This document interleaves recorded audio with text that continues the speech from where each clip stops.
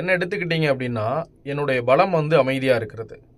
என்னோட பலவீனம் என்னன்னு பார்த்தா, அதுவும் அமைதியா இருக்கிறது தான். எந்த இடத்துல பேசணுமோ, அந்த இடத்துல பேசாம இருந்துறது என்னோட பலவீனமா பார்க்குறேன். இது பலருக்கும் இது போல பொருந்தும். அவங்களுடைய பலமும், பலவீனமும் ஒண்ணா இருக்கும் அப்படின்னு நினைக்கிறேன். இப்போ தமிழக வெற்றிக் கழக தலைவர் விஜய் எடுத்துக்கிட்டோம் அப்படின்னா, அவருடைய பலமா வந்து அந்த அளவு கடந்த அன்பு செலுத்தக்கூடிய, எந்த எதிர்பார்ப்பும் இல்லாமல் அன்பு செலுத்தக்கூடிய அந்த தொண்டர்கள், ரசிகர்கள் தான் அவருடைய பலம்.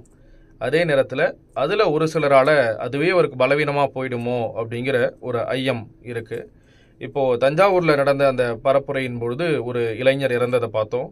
நேற்று நெல்லை, சில தினங்களுக்கு முன்னாடி நெல்லை தூத்துக்குடியில் நடந்த அந்த பரப்புரையின் போது வாகனங்களில் போயிட்டு எல்லாம் விழுந்த காட்சிகள் வெளியாக இருந்தது. அதிர்ச்சிக்கு உள்ளாக்கி இருந்தது. நிறைய விமர்சனங்களும் எழுதியிருந்தது.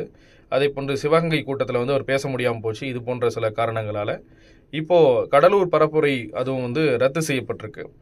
ஒரு விஷயம் சொல்லுவாங்கல்ல, அந்த பெரிய அலைகள் வந்து பெரிய படகுகள், கப்பல்களை கூட வந்து முன்னோக்கி செல்றதுக்கு வந்து ஒரு உந்து விசையாக வந்து அந்த அலைகள் இருக்கும். அதே அலைகள் சில நேரங்களில் வந்து கப்பல்களை கவிழ்க்கக்கூடிய ஒரு சாத்தியங்களும் இருக்குது அப்படின்னு சொல்லிட்டு சொல்லுவாங்கல்ல. அந்த மாதிரி இந்த மக்கள் அலை, ரசிகர் அலை அப்படிங்கிறது அவருக்கு எந்த அளவுக்கு ஒரு உந்து விசையாக இருக்கோ, அதே அளவுக்கு அவருக்கு பிரச்சனையை உண்டாக்கக்கூடிய ஒரு சூழலும் இருக்கிறத பார்க்க முடியுது.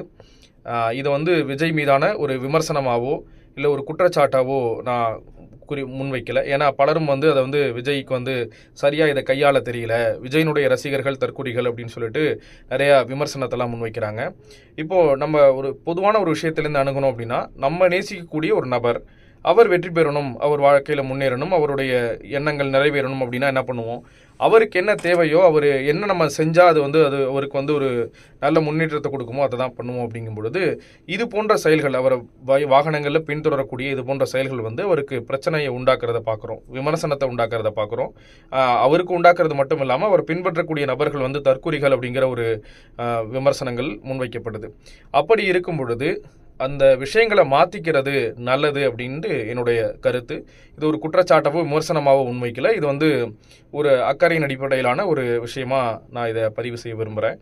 திருவள்ளுவர் சொல்வார்ல, பீலிவை சாகாடும் அச்சிரும் அச்சும் அப்பண்டம் சால மிகுத்து பெய்யின் அப்படின்னு சொல்லிட்டு.